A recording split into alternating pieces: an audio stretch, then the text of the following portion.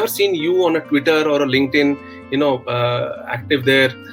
Not even that, I have never seen BillDesk sponsoring any event as well. And never I have seen a newspaper coming into a newspaper having a BillDesk ad. Now, how are you managing to be so successful without a marketing spend? Do you believe in marketing, or what is your perspective about this? So I think just to understand BillDesk, maybe answer the question that you asked, you need to go back to the times when we started, right? 2000. That was a point at the time, as you rightly pointed out, forget payment gateway. A lot of people didn't know what internet was. You were still perhaps among the most, I recall meeting you and your colleagues as at 2001, and you were perhaps among the more internet advanced banks, if I can call it technology advanced banks. There were lots of entities to whom we had to go explain. They were familiar with email, but they thought it was something that happened because there was a piece of software in the office. So context, India was like that not too far back, 2000, wasn't too long ago, right?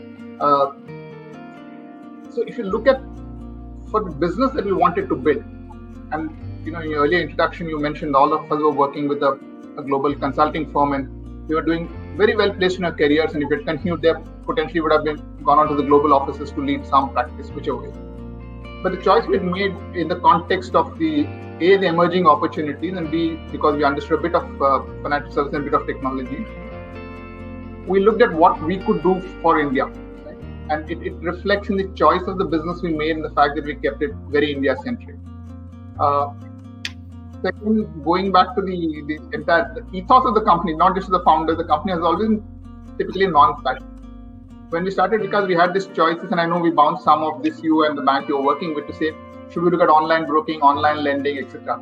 But we chose what was then the most difficult thing, saying bill payments, online bill payments. Saying that was one service that would have actually solved the problem for Indian customers. That's the way we saw it.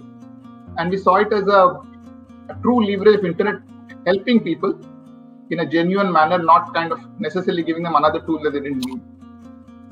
To build that, what we needed was to build that ecosystem. So the issue was not just saying, how do I attract customers? The issue was, how do you build an ecosystem? How do you convince banks that this is a good thing to do? How do you convince utilities it is a great thing to do? And how do you kind of get everybody onto one common platform to do it? We were also clear that it needed to be one common platform, not each individual trying to do their own. So we did a lot of marketing. I mean, contrary to in those days, perhaps the concept of marketing would have been hoardings, count of eyeballs, and different kind of vanity metrics.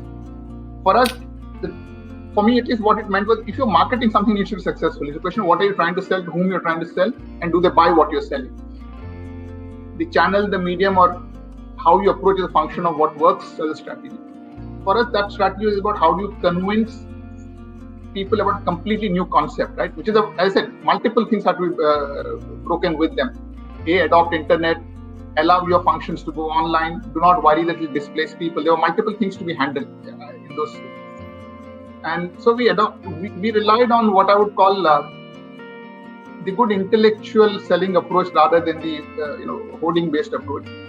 And one of the early statements you made in the introduction, we figured that one of the best ways to convince people of the credibility of what we were doing, the seriousness of what we were doing, was to onboard the right kind of investors. Even at that time, there were venture funds of a different nature, mostly American. But we kind of pitched to two entities, SIDBI and Bank of Baroda, for about 18 months to convince them why they needed to do an equity investment startup. And remember, even today, it's almost impossible to, let's say, get a PSU to think of investing in a startup. We did it 20 years ago, to invest in a company that had zero revenues and to convince them that this is going to be useful. But also, we're transparently saying we needed that credibility, that if you're going to build something in the financial sector, unknown, why should retail customers anyway trust you? So all our effort, and therefore, in that sense, marketing dollars went in finding the right credibility levers. We went the right investors route. Structurally, we also went the right employee route. People who didn't look at saying, I need startup for just for the sake of the fashion of 1 year, 2 years work and see what it's like. We needed people who were intellectually on a slightly higher plane than would normally think of recruitment, and also had the patience and ability to explain concepts to people, work with them, hold their hand, and kind of walk them through the journey. So I would say all our investments went in those lines, not necessarily visible as a line of marketing spend, but in these kind of thought and these kind of investments. And to the more current social media channels, extremely useful as a channel, no doubt about it, and has a massive reach.